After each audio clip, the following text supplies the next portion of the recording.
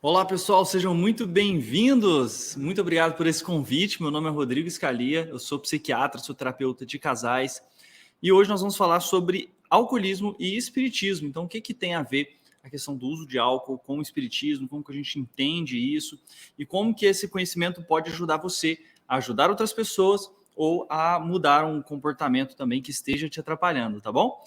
Antes da gente começar, eu gostaria só de mostrar alguns dados para vocês e fazer a seguinte pergunta: o que você acha que tipo de droga você acha que é mais perigosa aqui no Brasil? Vamos dar uma olhada. Como que é o uso de drogas aqui no Brasil? Primeiro, existem, na época que foi feita essa pesquisa aqui, 180 milhões de pessoas no Brasil. Desses, 20% já usaram alguma dose ilícita, 17%, para você ter noção, do Chile já usou alguma droga ilícita, e na Colômbia, onde é feito 90% de toda a cocaína do mundo, só 6% da população já usou algum tipo de droga ilícita. Aqui no Brasil, 41% das pessoas já experimentaram tabaco e 10% são dependentes. E no caso do álcool, 68% já utilizaram o álcool. Isso é um índice muito maior ainda em universitários, por exemplo, em que quase 80%, 85% de taxa de utilização de álcool. Em alguns cursos chegando a 95%. Como, por exemplo, medicina, que é das taxas mais altas que existem. Nós temos 11% de dependentes do álcool do Brasil e a data média de início é de 12 anos. Isso quer dizer que 50% dos usuários começam antes dos 12 anos de idade. Então é um índice bem também preocupante para nós. O índice de uso de maconha é de 7% e de crack 2%. Então, frequentemente, nós ainda estamos hoje estudando outros tipos de vício, como, por exemplo, a própria questão da internet, vícios comportamentais, como alimentação. Então, são outros problemas que têm surgido cada vez mais. Essa taxa de uso de drogas ilícitas é ainda maior na adolescência. Se a gente for pegar a camada de jovens hoje, 27% de uma amostra de Goiânia, por exemplo, de pessoas entre 18 e 25 anos de idade, utilizam maconha. Então, 27% já utilizaram algum tipo de droga e 24,8% já utilizaram maconha. Então, essa taxa vem aumentando na população mais jovem, principalmente em relação à maconha. Mas quando a gente para pensar na questão do álcool, 11% de dependentes no Brasil são quase 20 milhões de pessoas. É um problema de saúde pública muito maior do que, por exemplo, o crack. É um problema de saúde pública que realmente afeta não só quem é dependente, porque se nós temos 11% de dependentes, nós temos ainda uma outra quantidade de pessoas que são os usuários problemáticos. Então, dentro da questão do álcool, nós temos 3 tipos de usuário que são classificados. Um é a pessoa que usa, chamado de uso recreativo, a pessoa que usa em uma pequena quantidade de forma irregular ou de uma forma que não traz nenhum tipo de prejuízo perceptível na vida dela. Existe um grupo de pessoas que faz o que a gente chama de uso problemático. São pessoas que não são dependentes, mas que quando bebem, por exemplo, dirigem ou ficam mais nervosos, têm a chance de brigar na família, brigam com a esposa, eles estão tendo impacto do uso de álcool mesmo sem ser dependentes. Então essa taxa da população é muito maior ainda do que os dependentes. E nós temos 11% da população dependente do álcool. Então com sintomas como abstinência, e outros tipos de síndrome que são extremamente prejudiciais nesse tipo de caso. Vamos voltar aqui, como a gente estava dizendo. Tem algumas coisas que são muito importantes da gente saber. Eu vou só arrumar minha telinha aqui, porque está ficando meio difícil de passar. Vou deixar aqui pequenininho aqui do meu lado e a gente já continua. Vamos lá.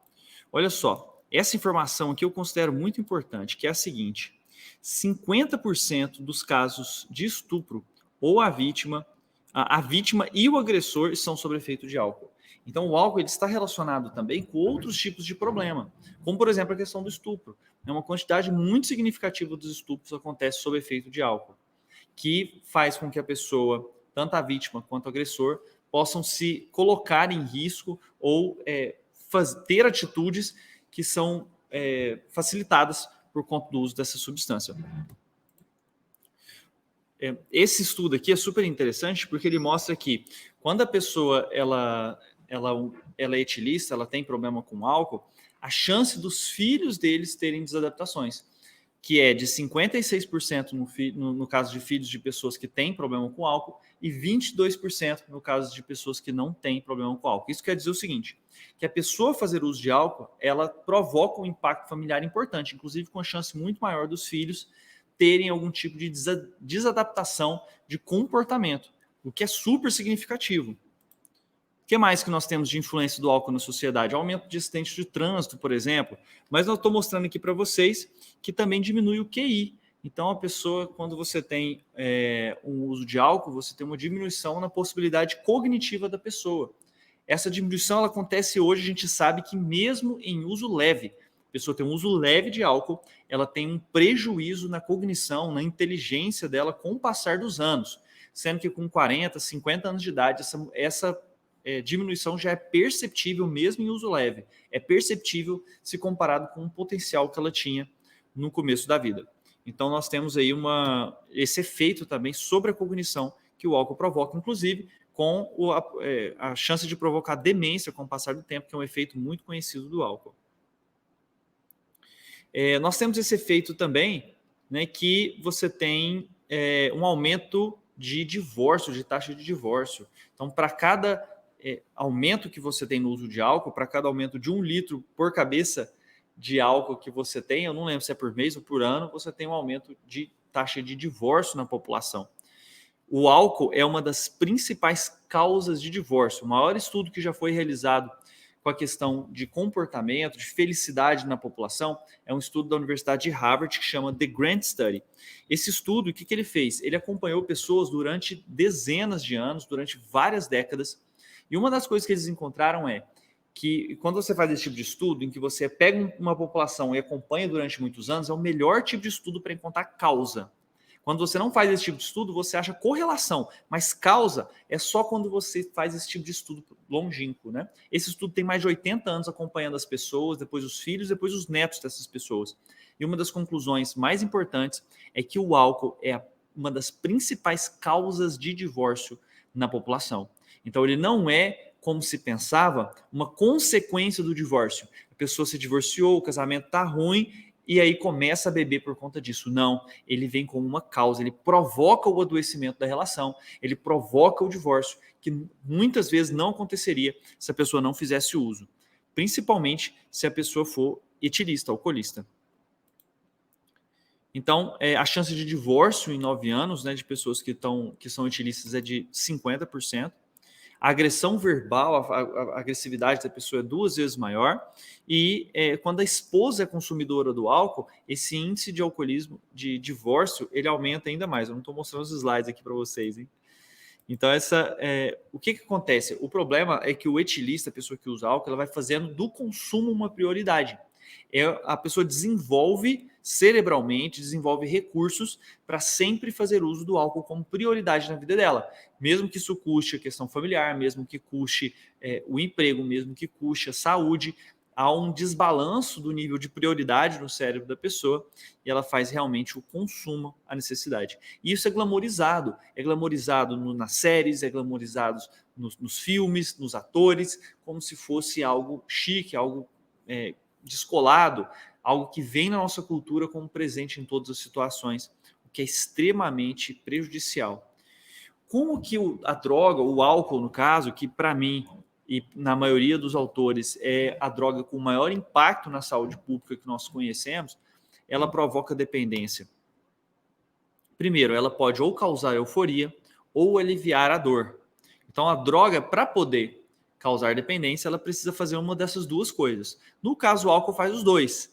A pessoa ajuda a lidar com a dor da ansiedade, diminuindo as preocupações através de um receptor chamado GABA. Ele diminui a ação cerebral, provocando uma sensação de relaxamento. E também provoca euforia por uma diminuição do funcionamento do córtex pré-frontal. Então, esse córtex, que é responsável pelo nosso juízo, ele é rebaixado no começo do uso do álcool, o que provoca uma sensação de liberação e de euforia no usuário, que frequentemente acontece com o uso, mas que a pessoa vai precisando de doses cada vez maiores para ter esse efeito. Então, é por isso que ela pode causar dependência. Outra coisa que é importante, você ter um rápido início de ação. No caso do álcool, o início não é rápido, mas é por isso que ele tem uma chance menor de causar dependência do que o cigarro, por exemplo. o fato dele ter que ser ingerido faz com que seja mais devagar a absorção e tenha menos chance de dependência do que o cigarro. Mas quanto maior a porcentagem de álcool, quanto mais álcool tiver na bebida, por exemplo, a diferença entre uma cerveja e uma bebida de dose, como a pinga, é que quanto mais rápido, mais álcool tem, mais rápida a absorção, maior chance de você provocar dependência. Então a via, se ela importa também. Quanto mais rápido a via, mais provoca dependência numa droga. E nós temos um terceiro fator que ajuda a provocar dependência, que são as adaptações a longo prazo que acontecem tanto cerebralmente quanto no comportamento da pessoa. Quando essas três condições são realizadas, você tem um processo que provoca dependência no indivíduo. E aí, quando a pessoa está com dependência, acontecem vários fenômenos, entre eles, por exemplo, a questão da tolerância, que é o fato da pessoa precisar de doses cada vez maiores para poder obter o mesmo efeito que tinha antes. Aquele efeito de sedação, de tranquilidade, de euforia que era provocado com uma dose, cada vez mais vai precisando de doses maiores. E a pessoa também, ela fica, então, tendo sintomas de tolerância, de dependência, de abstinência quando fica sem a droga. Abstinência são sintomas que a pessoa tem quando ela fica sem o álcool. Então, o álcool ele provoca uma série de mudanças fisiológicas, mudanças cerebrais. Quando a pessoa fica sem o álcool, a pessoa tem o que a gente chama de sintomas de abstinência. Esse é um dos critérios para a pessoa ser dependente. O que são sintomas de abstinência? Pode ser que ela fique mais nervosa, pode ser que ela fique mais irritada, pode ser que ela chegue a ter tremores, já é um caso de abstinência um pouco mais grave, pode ser que ela tenha convulsões, que ela entre em coma, alucinações, morte. Então, a síndrome de abstinência alcoólica é uma síndrome que pode matar, inclusive. É por isso que a interrupção de álcool numa pessoa que é dependente, ela precisa ser realizada com a ajuda do médico, porque realmente a abstinência do álcool, a síndrome de abstinência alcoólica, ela pode matar. Então, é uma das coisas que a gente precisa fazer de uma forma adequada para que a pessoa não perca tantos neurônios assim. Outra coisa que acontece é o craving, que é ter gatilhos que fazem com que a pessoa tenha muita vontade de usar. O uso do álcool, ele é um aprendizado. Então, a pessoa ela aprende, por exemplo, nossa, toda vez que está muito calor, ela associa lá na propaganda calor com bebida. Ela associa comemoração com bebida, ela associa tristeza com bebida, e ela, cada vez que tem um desses gatilhos funcionando, ela acaba buscando mais e mais o uso da bebida, o que pode ser realmente algo problemático. Isso que a gente chama de craving. Então vamos ver alguns vídeos mostrando o efeito dessas drogas? Olha lá, vamos lá.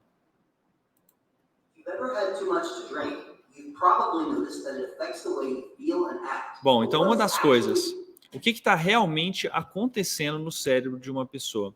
Eu acho que esse inglês aqui, eu não sei se vocês estão escutando. Deixa eu ver se está... Eu vou remover aqui e colocar de novo, porque eu acho que vocês não estão escutando, não compartilhei o áudio.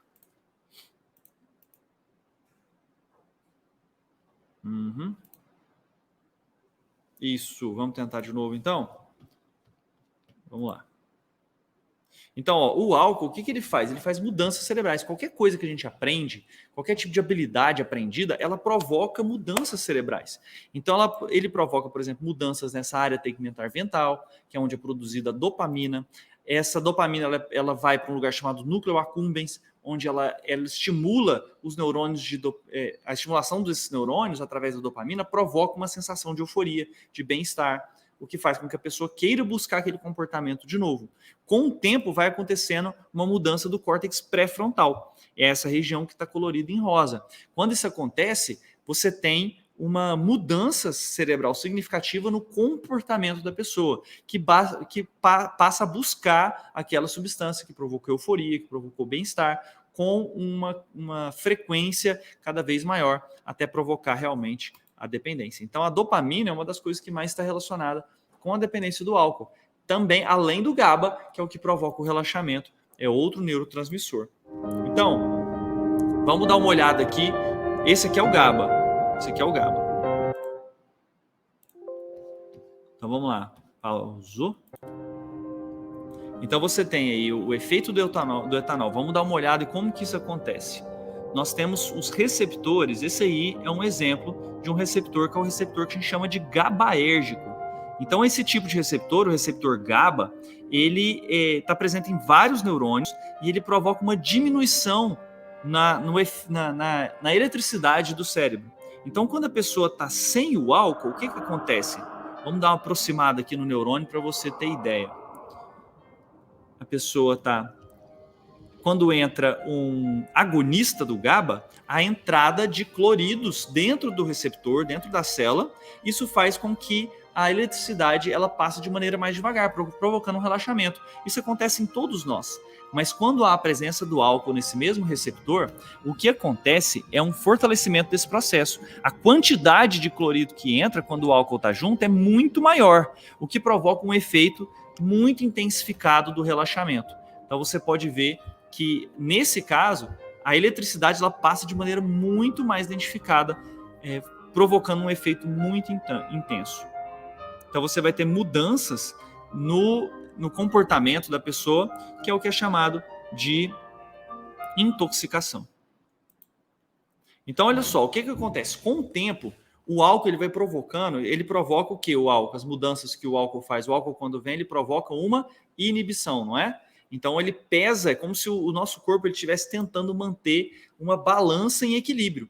Então, quando você estimula o GABA, quando você estimula um receptor chamado NMDA, quando você estimula os canais de cálcio, o glutamato, a dopamina, são adaptações, vão provocando, o uso do álcool vai provocando uma inibição. Então, o corpo ele faz uma adaptação nessa gangorra para tentar provocar um equilíbrio cerebral, para o cérebro não morrer. Mas quando a pessoa fica instantaneamente sem o álcool, essa adaptação provoca uma excitação excessiva. Então você vai ter um prejuízo por outro lado. É por isso que existem os sintomas de abstinência, porque essa adaptação faz com que a pessoa tenha um prejuízo significativo para o lado contrário, uma superexcitação cerebral, que provoca ansiedade, provoca medo, pode ter crise de pânico. Então, pessoas que têm crise de pânico, por exemplo, tomam álcool, se sente muito bem, mas no dia seguinte, 2 dias depois, ela tem um efeito rebote, uma piora do pânico, frequentemente com crises. Então, nós temos alterações, no caso do álcool, em 3 sistemas cerebrais. Nós temos alterações no sistema de recompensa, fazendo com que a pessoa tenha cada vez mais desejo de usar o álcool, fazendo com que a recompensa cerebral seja cada vez mais frequente só quando o uso de álcool. Então, a pessoa, por exemplo, vai fazer outros tipos de passeio, quando não tem bebida, ela não se sente bem, ela não se sente recompensada. Isso já é um sinal de que o álcool está provocando efeitos cerebrais significativos. O segundo efeito que acontece é o efeito na memória. Com o passar do tempo, a memória vai tendo prejuízos e a pessoa vai associando também memórias positivas e gatilhos com o uso de álcool. Então, essa alteração da memória também é um dos efeitos. E em terceiro, acontece um efeito no juízo crítico. A tomada de decisão da pessoa ela vai sendo influenciada pela substância, de maneira com que o uso da substância ela passa a ser uma prioridade como se fosse de sobrevivência. Isso faz com que você entenda por que uma pessoa que é dependente do álcool, por exemplo, às vezes agride outro para poder beber, ou se coloca num risco intenso para beber, vende coisas da casa para beber, porque a prioridade de sobrevivência passa a ser o álcool primeiro. A mesma coisa de você estar, por exemplo, 5 dias sem tomar água, e de repente você vê um copo d'água. Alguém te fala assim, não, te dou esse copo d'água, te dou esses 2 litros de água, se você vender a tua TV. Você está com tanta sede que você venderia a TV, porque está ligado ao seu sistema de sobrevivência. É isso que o álcool faz, ele passa na frente de todo o resto e passa a ser a prioridade no comportamento da pessoa, uma grande quantidade de usuários. E aí, uma das coisas que o Espiritismo nos ajuda a entender é a questão da genética. Como é que funciona essa parte da genética nos casos dos comportamentos? Porque, de acordo com o que nós sabemos, nós temos aí uma chance, uma influência genética no alcoolismo, no etilismo, de 60%. Quer dizer que existem fatores cerebrais... Opa, tá tudo passando rapidinho aqui. Vamos voltar? Vamos voltar? O que será que está acontecendo? Nós temos, então, fatores genéticos ligados ao uso de várias substâncias. O uso de álcool, por exemplo, ao uso de cocaína, 79% da dependência de cocaína tem a ver com fatores genéticos. A dependência de cannabis, que é 51%, e de nicotina, que é 62%. Isso é extremamente curioso, porque se a gente acredita em um Deus justo, se a gente acredita em que uma pessoa ela tem livre-arbítrio, que ela é dona do seu destino, né, que ela decide, como é que eu posso pensar que a dependência vem dos pais? Como é que eu posso colocar isso numa equação justa de Deus, pensando que a dependência vem uma grande parte, uma grande porcentagem dos pais. E os espíritos nos esclarecem isso. De que forma? Eles colocam que, mais uma vez, está passando aqui, não sei por que não. Os espíritos estão querendo que eu termine logo. O que acontece? Os espíritos nos trazem que o álcool, o nosso DNA, o nosso material genético, ele é exteriorizado pelo perispírito na sua função organizadora do corpo físico. Então, o que isso significa? Vamos tentar entender melhor? Joana de Ângeles fala que quando a gente tem determinado problema ou a gente tem determinada habilidade desenvolvida, isso provoca uma enquistação de energia. Então, o que é isso? Você tem uma mudança perispirítica, uma mudança perispiritual. E essa mudança ela é transferível de uma existência para outra. Então, você transfere isso para outra existência. Isso é muito interessante, porque se você tem algo que é transferido para outra existência, de que maneira isso acontece? Como que algo pode ir de uma existência para outra? Pode ir através do DNA, através da genética. Então, o Manuel Filomeno, no livro Transição Planetária, fala o seguinte, que graças à vibração que emite, o espírito seleciona o espermatozoide da massa expressiva e dispara ele em relação ao óvulo para o milagre da fecundação. Então, qual que é a ideia básica? Nós temos uma habilidade que é desenvolvida numa existência, no caso, o uso de álcool ele é uma habilidade, né? A pessoa ela desenvolve aquele comportamento, ele funciona exatamente como uma habilidade a nível cerebral, que é cada vez que eu sinto necessidade de relaxar, todas as vezes que eu sinto necessidade de comemorar, eu faço esse comportamento, que é o uso do álcool, e aquilo provoca um efeito, e esse efeito vai sendo fortalecido com o passar do tempo. Isso, então, de acordo com Joana de Ângeles, provoca uma mudança perispiritual. Quando a pessoa, o espírito aproxima de um novo corpo, essa alteração perispiritual, ela provoca a seleção dos fatores genéticos que aquele perispírito precisa.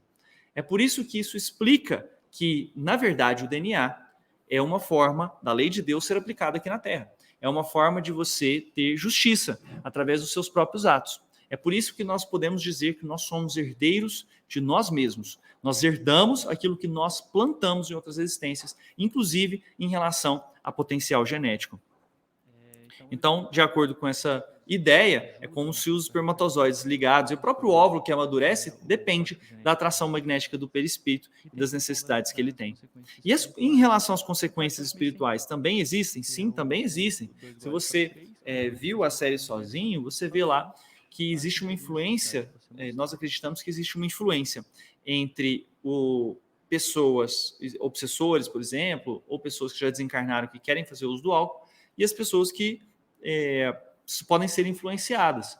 Então, no caso, o obsessor, ele pode influenciar a pessoa a fazer o uso para que ele também usufrua daquele tipo de sensação. E tem consequências perispirituais, como descreveu o André Luiz. Então, esse aqui é do livro Missionários da Luz, e olha só o tanto que é interessante as alterações que acontecem no corpo espiritual. O aparelho gastrointestinal parecia totalmente ensopado de aguardente, né, que é a pinga, porquanto essa substância invadia todos os caninhos do estômago e, começando a fazer-se sentir nas paredes do esôfago, manifestava sua influência até o bolo fecal. Espantava meu fígado enorme. Pequeninas figuras horripilantes postavam-se vorazes ao longo da veia porta, lutando desesperadamente com os elementos sanguíneos mais novos. Toda a estrutura do órgão se mantinha alterada. Terrível engurgidamento. Os lóbulos cilíndricos modificados abrigavam células doentes e empobrecidas. O baço apresentava anomalias estranhas. Então, olha só quantas alterações aconteciam por conta do uso do álcool. E aí tinha essas figuras horripilantes aí, Deus me livre, tem uma dessa, hein? O companheiro, ele permanecia completamente desviado em seu centro de equilíbrio vital. Profundas alterações modificavam-lhe as disposições do sistema nervoso vegetativo. E se não fosse as glândulas sudoríparas, torna-se-lhe-ia talvez impossível a continuação da vida física. Então você vê que o impacto às vezes é muito maior do que a gente consegue imaginar. E nós temos esse efeito que é de influência espiritual, intensificando os problemas espirituais, intensificando o uso também e provocando essas tragédias, como nós já vimos lá na parte epidemiológica, de aumento de acidentes, de aumento de estupro, porque nessa hora o juízo crítico da pessoa está prejudicada, existe uma chance muito maior de ser influenciada por companheiros espirituais que estão doentes, que não estão bem. Isso também faz com que aumente o risco de suicídio, naturalmente. E também acontece em 90% das vezes sob efeito de algum tipo de álcool. Então, em 70% a 90% das vezes a pessoa que comete suicídio, ela utilizou álcool no último dia, né, nos últimos dias. Então, isso influencia e potencializa os pensamentos de suicídio. Também a gente acredita por uma questão espiritual. Então, existem muitos fatores, como nós estamos vendo, que influenciam as pessoas. Existem muitos fatores que, inclusive os espirituais, genéticos, nós somos herdeiros de nós mesmos. Isso faz com que a gente tenha uma maior ou menor tendência ao uso. E isso é muito importante que a gente saiba, é muito importante que a gente converse sobre isso para entender melhor esses fatores, para a gente sair de dar opiniões e de cuidar de maneira rasa. Nós temos uma outra questão também, que é a influência dos exemplos. Obviamente, os pais, os exemplos, o meio, os filmes, têm uma influência muito grande no nosso comportamento. Então, os exemplos domésticos, eles oferecem aos filhos estímulos negativos de resistência para enfrentar os desafios e dificuldades de toda a natureza. Então, dependendo de como os pais utilizam também a questão do álcool, como os filhos veem isso, a chance deles usarem é muito maior ou muito menor. Então, às vezes, você tem lá o uso que você considera controlado, você acha que não está tendo prejuízo, mas você está aumentando a chance dos teus filhos de serem dependentes. E aí eu te pergunto se esse tipo de coisa te preocuparia. Porque quando os pais fazem uso, mesmo que moderado em casa, a chance dos filhos um dia serem dependentes é bem maior. Então, você está deixando de ser um fator protetor para os seus filhos para ser um fator de vulnerabilidade, de fragilidade. Isso, para mim, é muito preocupante. Então, tem esse negócio da cultura, né? Que é às vezes as crianças nem percebem, mas o álcool ele está em todas as festas de família. Aí eles estão crescendo, estão sempre vendo o uso do álcool. Aí quando vai ter uma festa, uso de álcool. Quando vai ter uma formatura, uso de álcool. Tá feliz, bebe. Tá triste, bebe. Natal, champanhe. E o Ano Novo, champanhe, Natal, vinho, e assim por diante. Então você vai tendo uma cultura que informa para eles que em qualquer situação de tristeza ou de comemoração, o álcool ele é uma companhia possível. E apesar de estar num nível que talvez para você esteja controlado, pode ser que para os seus filhos não seja assim. Então, nesse caso, o que a gente pode fazer? Como que a gente age nessa situação? Como que a gente pode ajudar pessoas que estejam fazendo uso de álcool, e fortalecer, ajudar a chance dessas pessoas diminuírem esse uso? Existe um estudo muito interessante, do Carl Rogers, de 1959, que ele coloca que existem 3 condições essenciais para a mudança de qualquer pessoa, que é o empatia, o acolhimento não possessivo e a autenticidade. Então, sem esses 3 fatores, você não consegue provocar uma mudança no comportamento de ninguém. Se você ao invés de empatia, você julga, você critica, se ao invés de você acolher de forma não possessiva, você tenta controlar, se você não é autêntico no seu cuidado, na expressão do seu afeto, você não consegue provocar realmente uma situação de mudança. Então, uma das dúvidas que mais existem é: atitude confrontativa propicia mudança? Você chegar e falar assim, ou muda, ou acabou, ou você vai apanhar, ou vai acontecer isso ou aquilo. Você confrontar a pessoa, você vai morrer, você ser dura nesse sentido, propicia a pessoa mudar? Raramente. Na verdade, isso não é uma estratégia que funciona muito bem, por causa do efeito psicológico chamado de reatância. A mesma coisa em relação ao problema do diagnóstico, da pessoa assumir que é alcoolista. Mas, nossa, ela assumir que é dependente, ajuda ela a interromper, por mais que pareça contra-intuitivo, a pessoa fazer esse diagnóstico, ele não está associado com melhora do quadro. A pessoa assumir que é alcoolista não está associado à melhora do quadro. Isso não é relevante, você não precisa chegar no ponto da pessoa ter esse tipo de... Porque às vezes isso está associado com uma questão muito ruim do estigma. E às vezes a gente tem a necessidade de falar, não, você é alcoolista, você é dependente, para que a pessoa possa mudar. Isso não necessariamente precisa ser o caminho. Embora possa ser também, faz parte dos 11 passos, você fazer essa primeira... Você entender esse processo. Mas os estudos mostraram que isso não faz parte da melhora. Então, o que acontece? Quando alguém te manda fazer alguma coisa, acontece um efeito psicológico chamado de reatância, que é você não querer fazer só porque alguém te mandou. Você conhece isso bem na tua casa, eu tenho certeza. Quando o teu pai, quando a tua esposa, quando o teu marido manda você fazer alguma coisa, aí que dá vontade de não fazer, não é? Esse processo psicológico chama reatância. Então, isso não funciona bem. A gente tem que mudar, a gente tem que fazer atitudes diferentes por conta da gente querer. Quando a gente quer a atitude, quando a gente deseja. E o papel de quando você quer ajudar alguém é ajudar a pessoa a perceber que ela quer fazer essa mudança, é ajudar a pessoa a tomar a decisão, mas a tomada de decisão precisa ser dela. Ou então aquilo vai ser raso, aquela modificação do comportamento não vai acontecer. Quanto mais o terapeuta ou a esposa do paciente, ou o paciente, o esposo, ele confronta o paciente, mais o paciente vai estar bebendo depois de um ano. Esse é o efeito psicológico da reatância. Nós somos assim. Não adianta tentar obrigar as pessoas a fazerem coisas. Você precisa conseguir que elas compreendam que aquilo é do melhor interesse delas, para que elas realmente consigam fazer essa mudança de comportamento. Então, muito mais do que aconselhar, a nossa tarefa é motivar as pessoas. Motivar para a mudança, motivar elas a serem diferentes, a conseguirem aquilo que elas já querem conseguir para a vida delas. Para isso, existem vários princípios. Eu gosto muito da entrevista motivacional do Miller, foi publicado pela primeira vez em 73, esse aqui é de 85, essa fonte, essa publicação dele. Mas, basicamente, o processo é, você oferece orientação, é lógico que você tem que ter informação, a pessoa precisa entender, por exemplo, esses dados. Por que é importante ela saber isso? Porque ajuda ela a tomar a decisão. Além disso, você tem que remover barreiras, de facilitar o tratamento, diminuir a forma como você propõe. Por exemplo, um estudo mostrou que quando o médico ele simplesmente dava o telefone do AA para um paciente, a chance dele entrar numa área de 5%. Então, 1 a cada 20 realmente pegava o telefone, ligava, marcava e ia.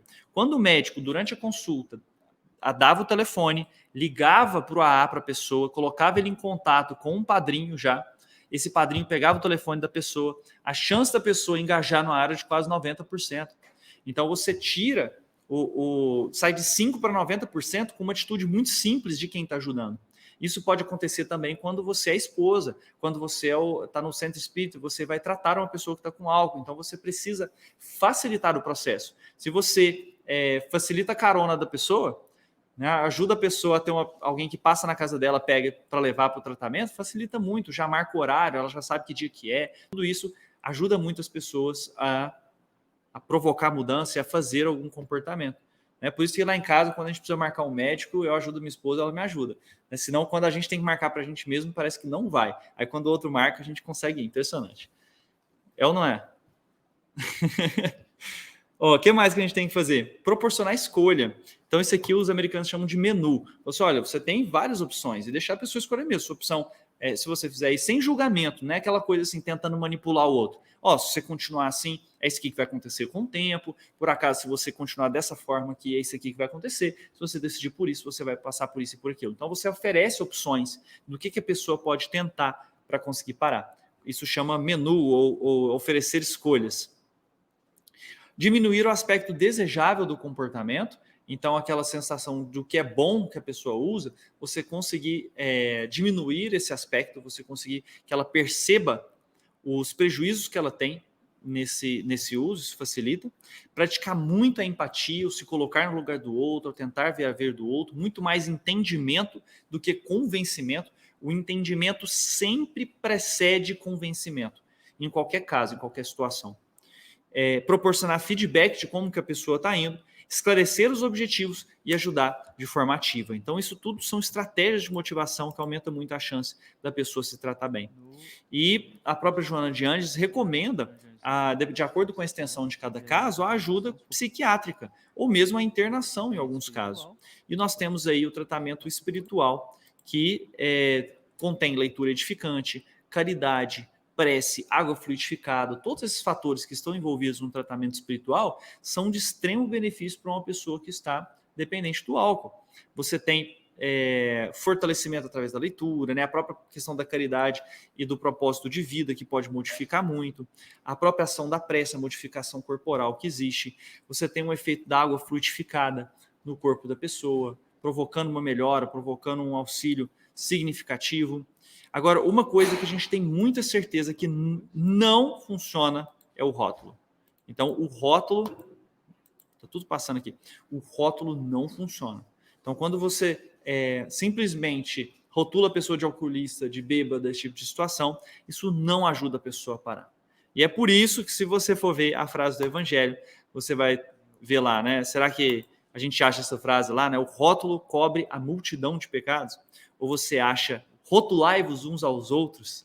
É claro que não. A gente tem sempre o amai-vos uns aos outros.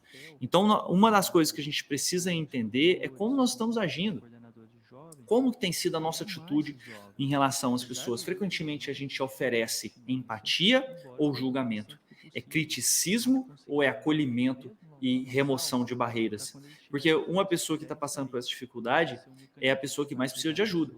E os centros espíritas, os nossos lares, a nossa ação precisa ser sempre em proporcionar ajuda, sempre em acolhimento e não em julgamento. Afinal de contas, nós estamos com nas nossas mãos o Consolador prometido e não o julgador prometido. Não aquele que veio para julgar, para falar isso é obsessão, isso é aquilo, você está fazendo tudo errado. Não é para isso que nós estamos lá. Nós estamos para oferecer um cuidado que seja muito mais amoroso, que seja muito mais empático, que seja muito mais profundo. E para isso nós temos evidência muito forte que o que mais funciona é vínculo. Quando a gente estabelece um vínculo real com as pessoas, quando a gente estabelece um vínculo com aqueles que a gente está tentando ajudar, é que a gente tem mais chance de ajudar essas pessoas.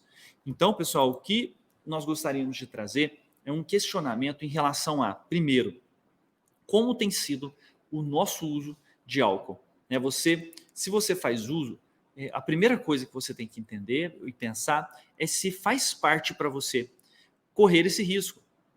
O que é esse risco? Você, ao fazer o uso do álcool, você tem uma chance de se tornar dependente um dia, mesmo que você não seja hoje.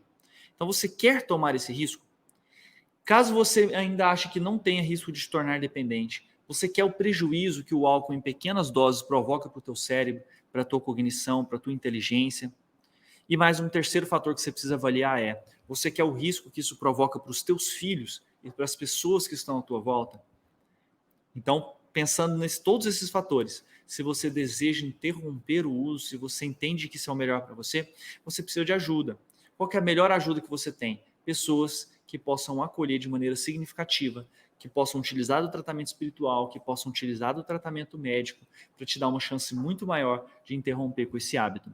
E a segunda provocação, a segunda mudança de paradigma que eu gostaria de provocar é como que tem sido o nosso papel como facilitadores de mudança. Nós temos sido aquelas pessoas que, no nosso conforto de um hábito que nós não temos, a gente simplesmente aponta o dedo e fala do outro e quer acusar e quer provocar e quer dizer que é melhor para se sentir um pouco melhor. Ou a gente tem realmente sido aquela pessoa como Jesus, que sentava na mesa com aqueles que eram tidos como pecadores e comia junto, estabelecia vínculo, e o vínculo provocava mudança. Maria de Magdala, Zaqueu, nenhum deles foi transformado porque Jesus deu um sermão que a vida deles estava tudo errada. Mas simplesmente o amor que ele exalava, o carinho, a sensação que as pessoas tinham de serem verdadeiramente aceitos como são, dava, paradoxalmente, a vontade de ser pessoas melhores.